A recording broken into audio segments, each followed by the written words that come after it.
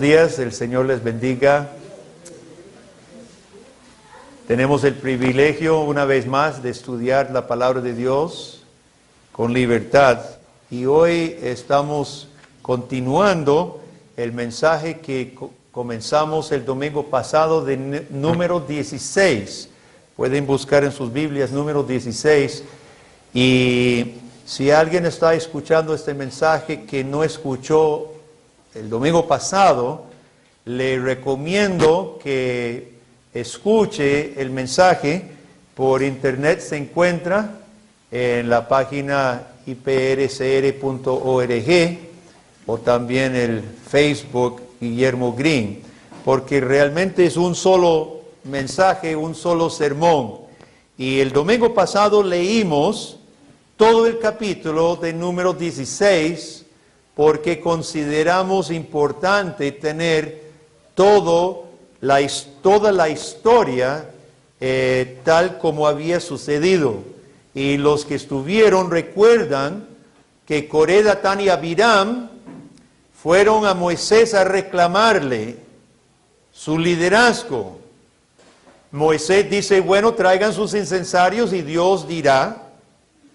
¿Y cómo terminó esa historia? ¿Qué pasó con Coré, Datán y Abiram? La tierra se abrió porque se negaron a aceptar la voluntad de Dios. Y Dios dijo, apártense de sus tiendas. Y la tierra se los tragó a ellos y a sus familias enteras. Nosotros hablamos la vez pasada, hermanos, cómo llegó a este punto que la rebeldía de la palabra contra la palabra de Dios muchas veces comienza con medias verdades. Coré dijo, todo el pueblo es santo. Sí, era cierto, todo el pueblo era santo. Pero luego la rebeldía contra la palabra de Dios comienza a recurrir a mentiras más abiertas. Egipto fluía leche y miel. Nos sacaste aquí para matarnos.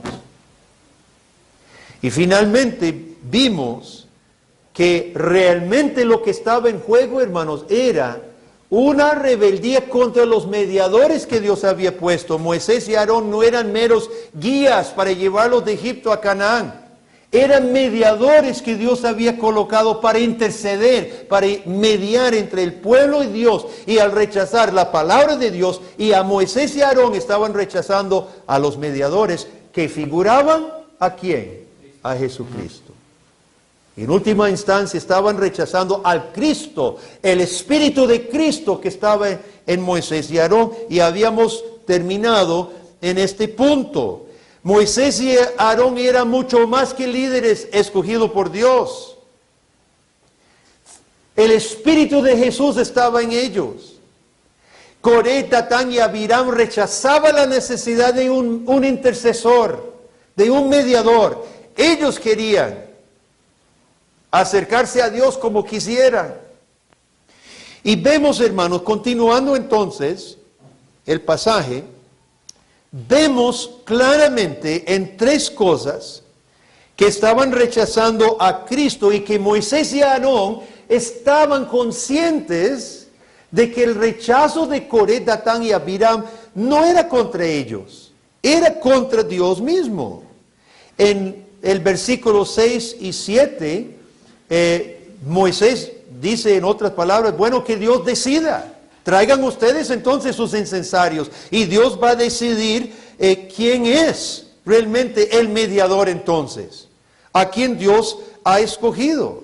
Y vemos que el Espíritu del mismo Cristo estaba en ellos. Jesús, que había dicho en Juan capítulo 5, Jesús dijo, si yo doy testimonio acerca de mí mismo, mi testimonio no es verdadero. Otro es el que da testimonio acerca de mí, y sé que el testimonio que da de mí es verdadero.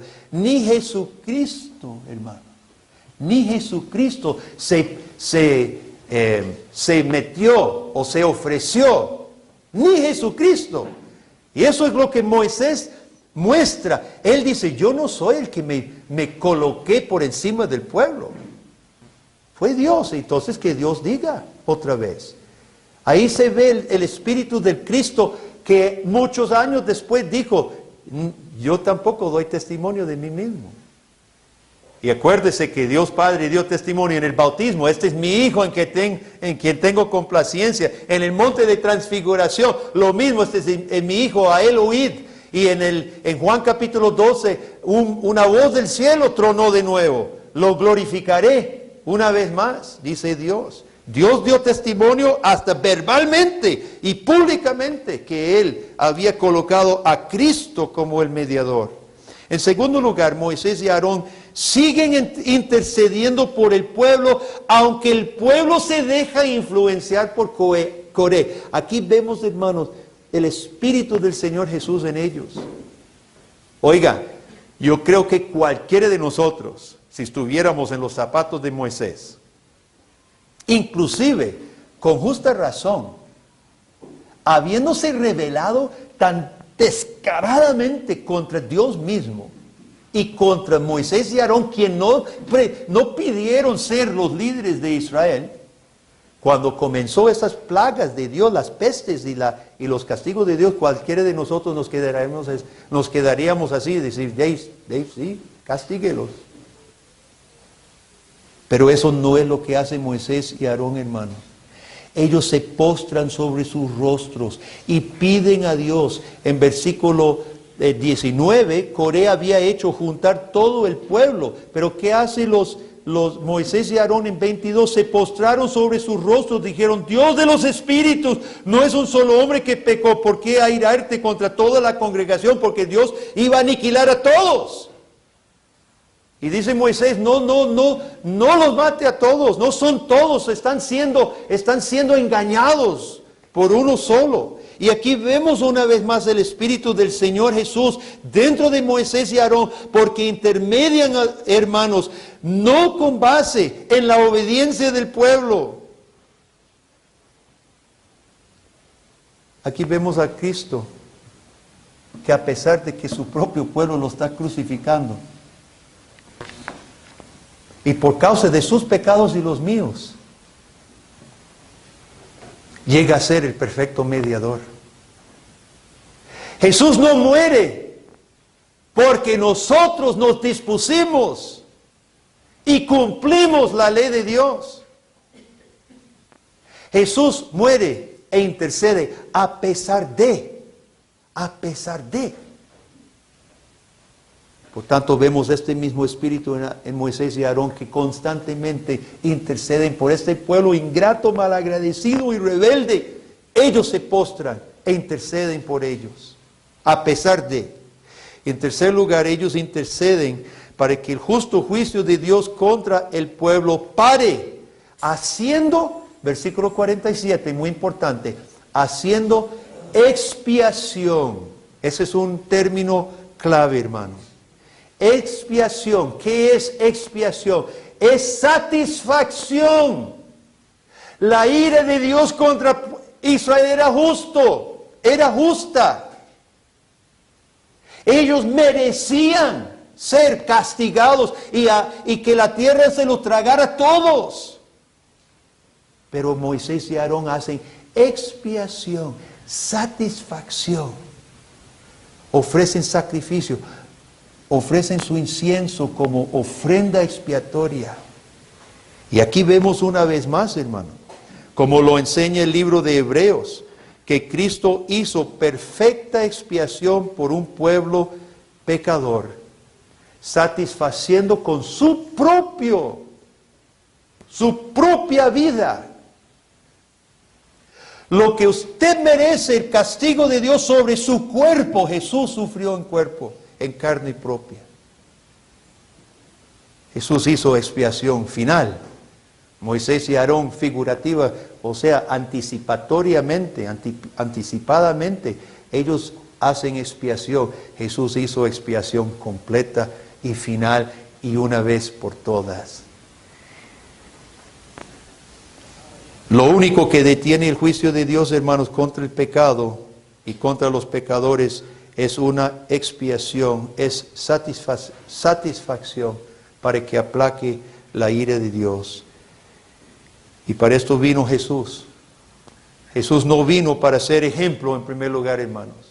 Muchos dicen, sí, Jesús muy bueno, es el perfecto ejemplo. Bueno, por supuesto es el ejemplo que cumplió la ley de Dios, pero eso no fue el propósito de venir. Ya teníamos la ley como ejemplo. No hacía falta que Jesús viniera para ser ejemplo. Jesús no vino para ser ejemplo. Jesús no vino para ser el maestro perfecto.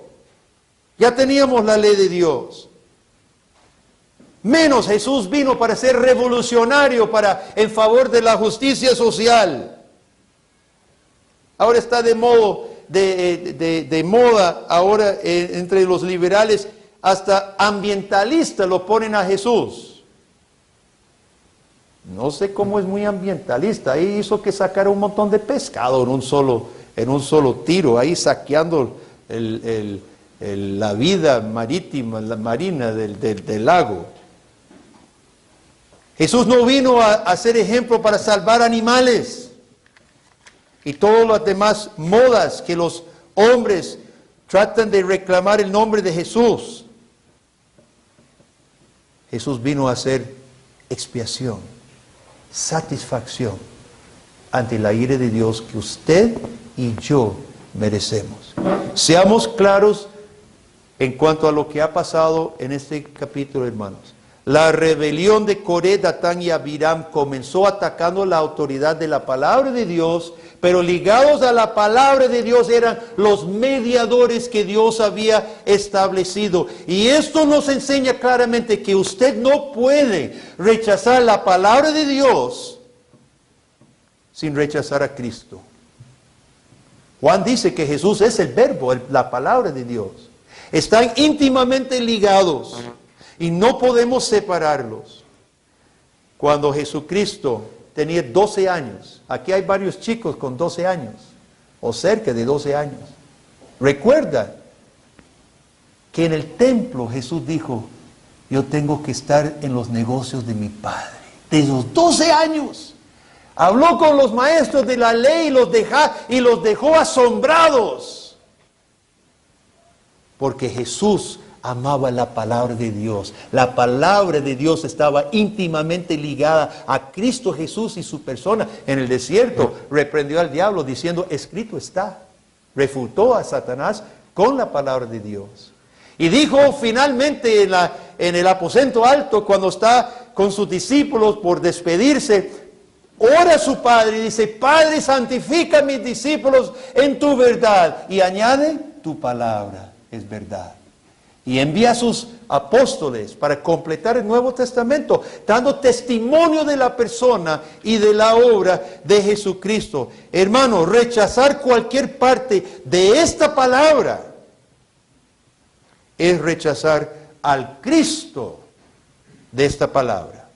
Ambas cosas están ligadas íntimamente. Nosotros manifestamos lo que pensamos de Jesús en la forma en que tratamos la palabra. Es por eso que este capítulo, hermanos, se termina tan severamente. Usted manifiesta lo que piensa de Dios y sus mediadores, de lo que usted piensa de su palabra. Si su Biblia, hoy usted la lleva a la casa y ahí la pone y se queda ahí simplemente ignorada toda la semana, ya sé lo que usted piensa de Jesús. Por palabra más bonita que usted diga aquí, por voz más linda con que canta, yo sé lo que usted piensa de Jesús. Muy poco. No podemos separar la palabra de Dios de la persona de Jesucristo, porque es la palabra que revela a Cristo. Yo tuve un profesor en el seminario que era probablemente más liberal todavía de lo que se manifestaba ser. Una vez estábamos hablando de los que defendían la Biblia y se puso todo enojado y dijo, yo no sé por qué tantos hablan de defender la Biblia, de pelear por la Biblia, combatir para la verdad. Dice, yo no puedo pensar en un solo pasaje que compare la vida cristiana como con batallas y con guerras. Y yo casi me caigo de mi silla. Yo estaba tan asombrado escuchar un profesor de teología decir tan barbaridad tan grande que en ese momento no pude ni reaccionar. Efesios 6, pone toda la armadura de Dios. Espadas y cascos y botas. Filipenses 1, combatiendo unánimes. Solo quiero saber de vosotros que estéis combatiendo unánimes por el Evangelio. Hebreos 4 compara la palabra de Dios como espada de doble filo. Y para no hablar de Apocalipsis que caracteriza a Jesús como guerrero que viene a destruir a sus enemigos. El liberal no cree en pelear por la por la Biblia. Porque no cree en la Biblia. Porque no honra a Cristo de la Biblia. Y se ha inventado otro Cristo. Pero ¿cuánto del liberalismo está dentro de nosotros, hermanos? ¿Cuánto del liberalismo está dentro de nosotros mismos? Nosotros declaramos bien claro lo que creemos de Cristo, nuestra necesidad de Cristo, la persona de Cristo, la majestad de Cristo, el lugar de Cristo en mi vida. Usted dice a voces, a gritos, lo que piensa de Cristo, de la manera que usted trata la palabra de Dios. Hermanos, estamos iniciando un año, prácticamente todavía.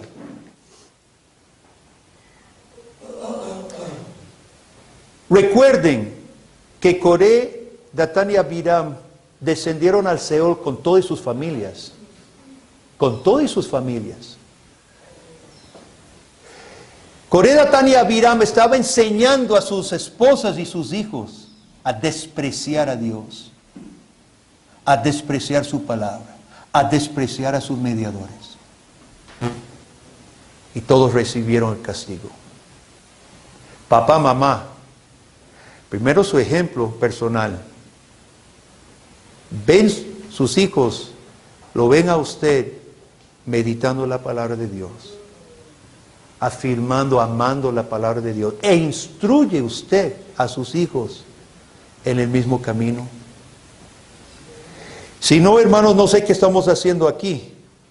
Aquí venimos a hablar de Jesús, de Jesús, de Jesús. Pero ¿quién es Jesús?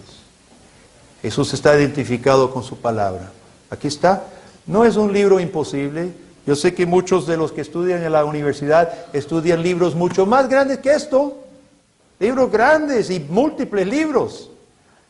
Los cristianos, ya estoy aburrido, hermano, de cristianos, que la Biblia es tan difícil, que es tan largo, es que no lo entiendo. No, por favor, dejemos esos pretextos. No voy a decir ningún adjetivo. No voy a calificar qué son los pretextos. Dejemos esos pretextos por lo que son, pretextos.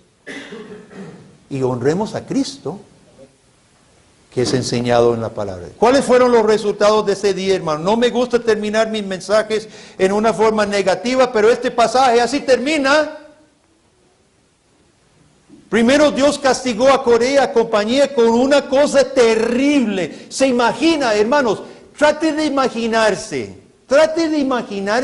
ese momento cuando la gloria de Dios comienza a brillar. Otra vez, ¿verdad? Ya no es nube, ahora es fuego, ¿verdad? Y dice Dios, dígale al pueblo que se aparten de las tiendas de esta gente. Y dice Moisés, apártense. Y dice Moisés, ahora sí, si estos mueren una muerte natural, Dios no me ha puesto. Pero si algo pasa aquí, bien diferente, entonces sabrán que Dios es Dios y Dios nos ha puesto a nosotros. Y la tierra se abre debajo de las tiendas de esta gente, hermano. Y dice que fueron gritos. La tienda entera estaban afuera, salieron afuera. Y Coré, sus mujeres, su mujer y sus niños, hermanos, se abre la tierra y cae con toda familia. Y se vuelve a cerrar las 3 tiendas. ¿Usted sabe qué espanto? ¿Se puede imaginar ese cuadro?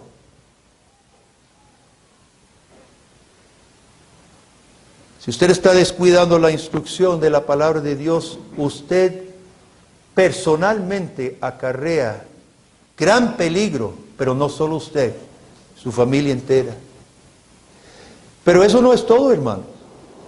Se acaba ese día con un espanto terrible y al día siguiente viene el pueblo otra vez donde Moisés y Aarón y dice, ustedes mataron a familias de Israel.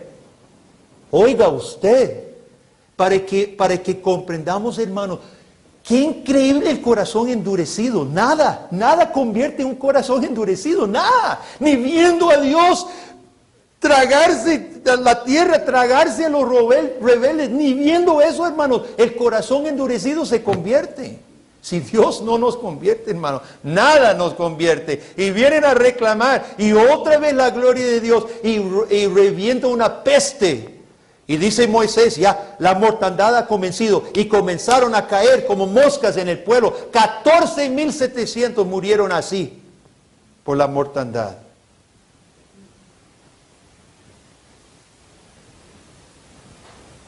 Los resultados de rechazar la autoridad de la palabra de Dios y sus mediadores y su mediador, Cristo, son desastrosos.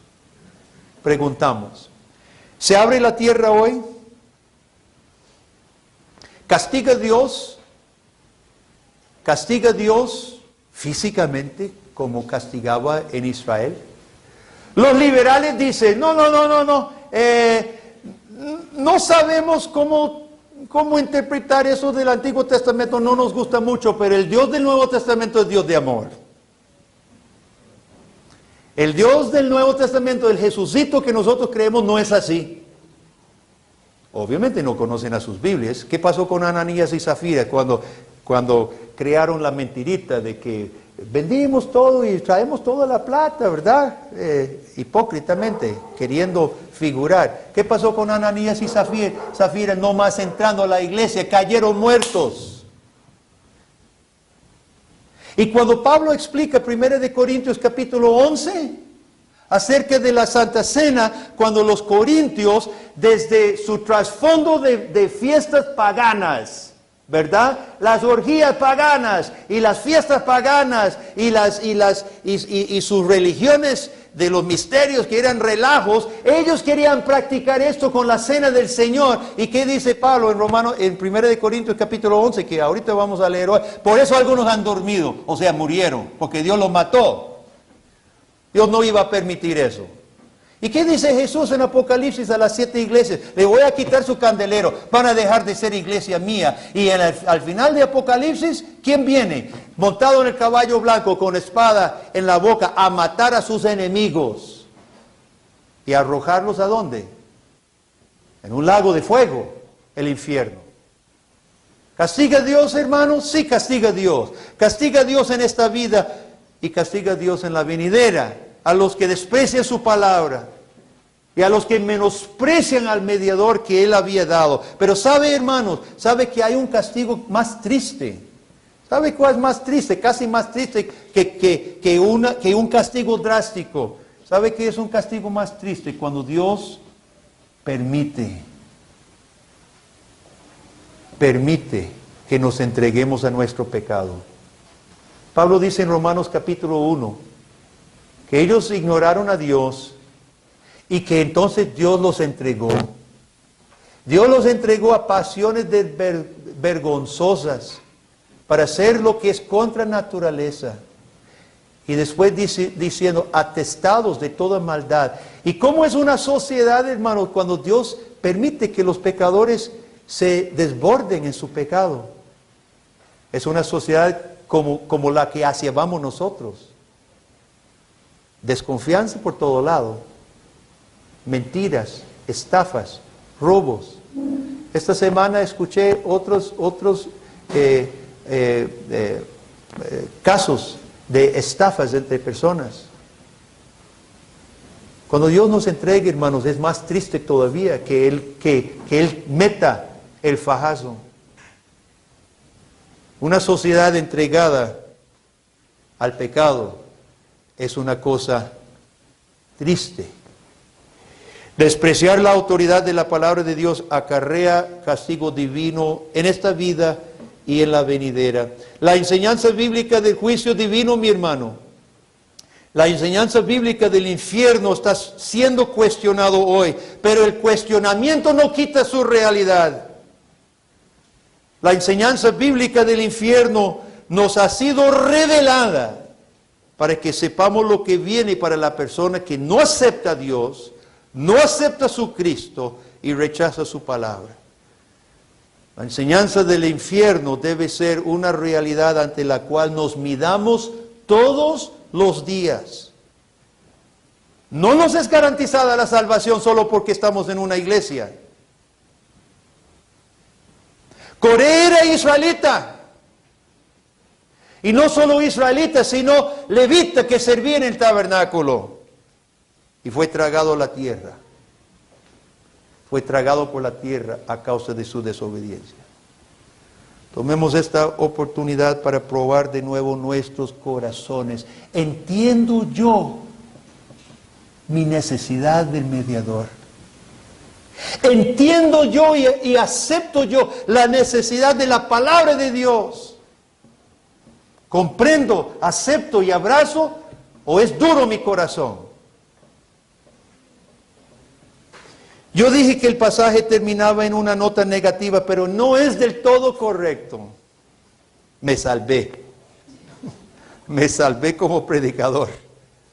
Sí, fue un día negro para Israel, por supuesto. Fue un día bien bajo en la historia de Israel, hermanos. No hay mucho positivo en todo este capítulo. De hecho, para Israel no hay nada positivo, nada en absoluto positivo. Pero sí hay esperanza y se encuentra en el último versículo. Véalo, versículo 50. Después de la mortandad, después de caos, después de juicio, después de que la tierra se abra y trague a gente, después de todo, volvió Aarón y Moisés, ¿a dónde? A la puerta del tabernáculo de reunión, cuando la mortandad había cesado. Moisés y Aarón vuelven a la puerta del tabernáculo, hermanos, a la puerta de donde estaba el altar de Dios. La tierra aún no se había tragado el tabernáculo. Ahí estaba todavía. ¿Y qué representaba el tabernáculo, hermanos? ¿Qué estaba frente al tabernáculo? El altar de expiación. Y Moisés y Aarón, mediadores, todavía están.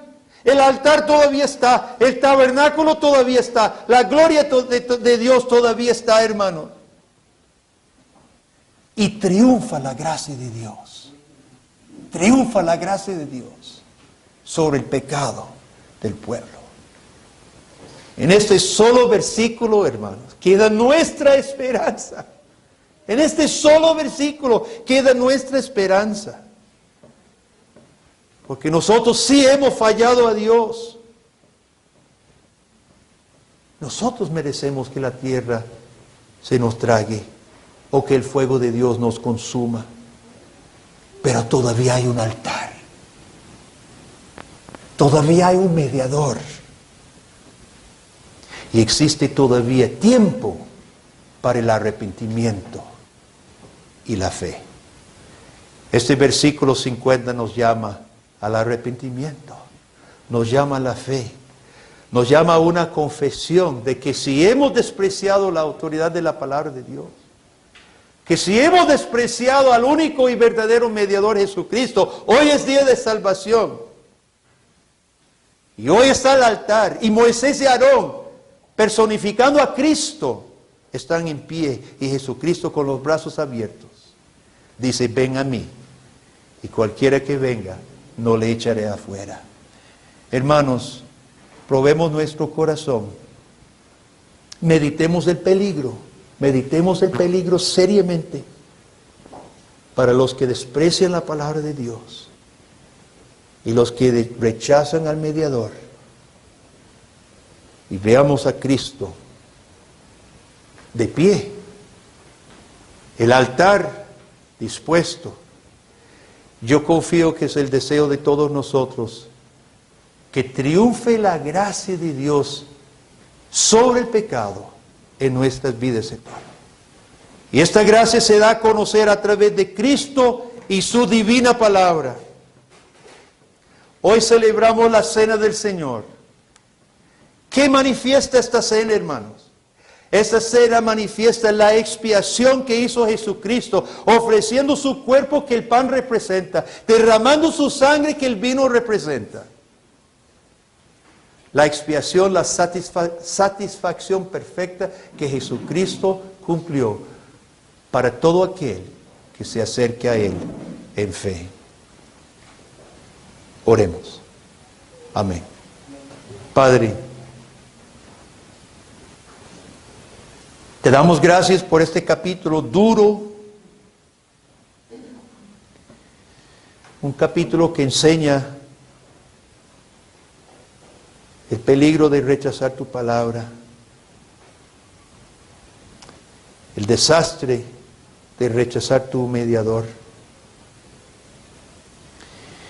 Enseña tu gloria, tu santidad y tu juicio.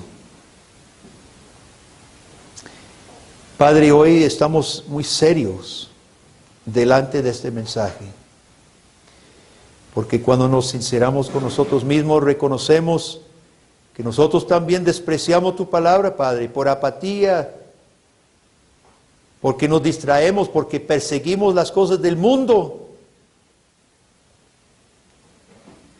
Oh Dios, ten misericordia de nosotros. Y encontramos esperanza en que Cristo está vivo, Cristo intercede, Cristo está presto para interceder y salvar a todo aquel que se acerque en fe. Confirma de nuevo tu palabra en nosotros, oh Dios. Y oh Dios, si tu pueblo ha estado descuidando a Cristo por descuidar su palabra, perdónanos y ayúdanos. Y que hoy mientras celebramos la cena, Padre, que sea un momento de reconfirmar nuestro compromiso contigo y con Cristo y con tu palabra, Dios. No permita que este momento lo pasemos como un momento otro, como una tradición, como una práctica, un rito, sino, Padre, realmente sella por medio de la cena, sella sobre nosotros fe y compromiso con Cristo. Lo pedimos en el nombre de Jesús. Amén.